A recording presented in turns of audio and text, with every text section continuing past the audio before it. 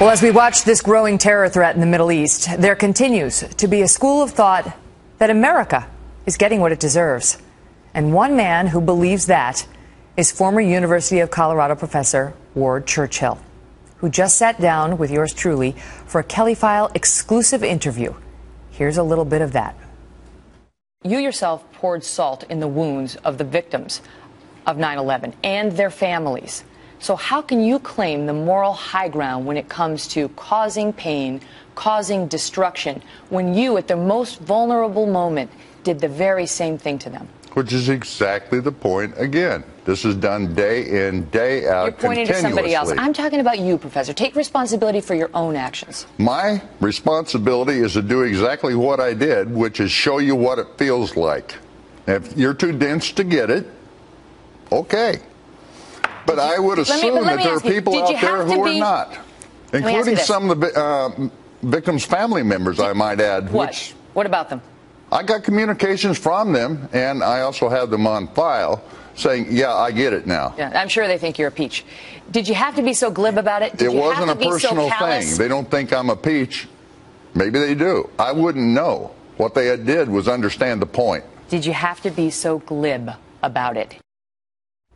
Joining me now, Dinesh D'Souza, the creator of the documentary film America, who has also interviewed Ward Churchill at length and joined me at the conclusion of that interview for a debate with the professor. Dinesh, thanks for being here.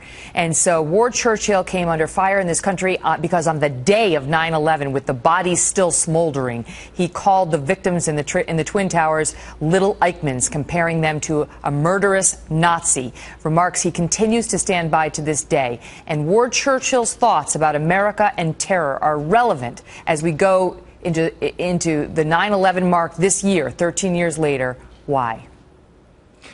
Because there are, Megan, people all around the world who wish ill on America. And some of those people, particularly some of them in the Middle East, would like to blow us up. They'd like to destroy us. Now, the question becomes, are they to blame for that? Or are we to blame for somehow causing them to feel this way and causing them to behave this way?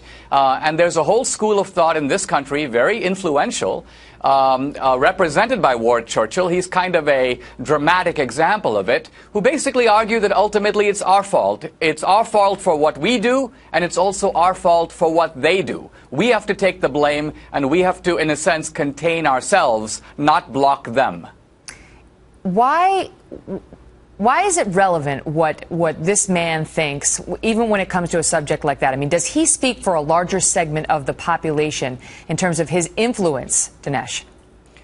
Yeah, you know, on the face of it, you've interviewed now Megan, Bill Ayers, and you're now taking on Ward Churchill. Now, on the face of it, these guys are extremists, and some people might say, well, why are you featuring these extremists?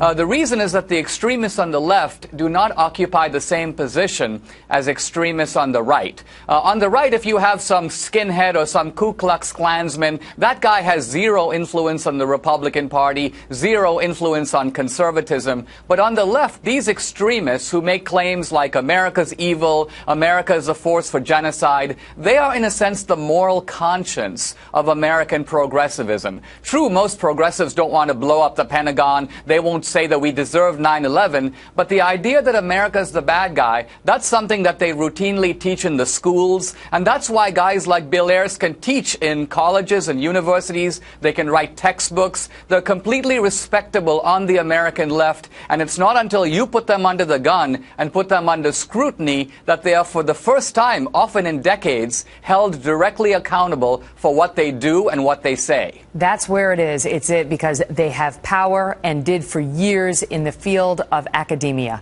and they influence the next generation coming up, and it becomes an echo chamber between the other professors and themselves. And Dinesh, I am very much looking forward to showing the viewers this shocking interview that I want to tell the viewers, because at times it's hard to watch what he says, but we're going to air it in a couple parts. Then Dinesh will come on, and I think this is the best part, was the debate between you and Ward, where you guys really get into it about what America really is and isn't. We'll have that for you next week. Dinesh, great to see you.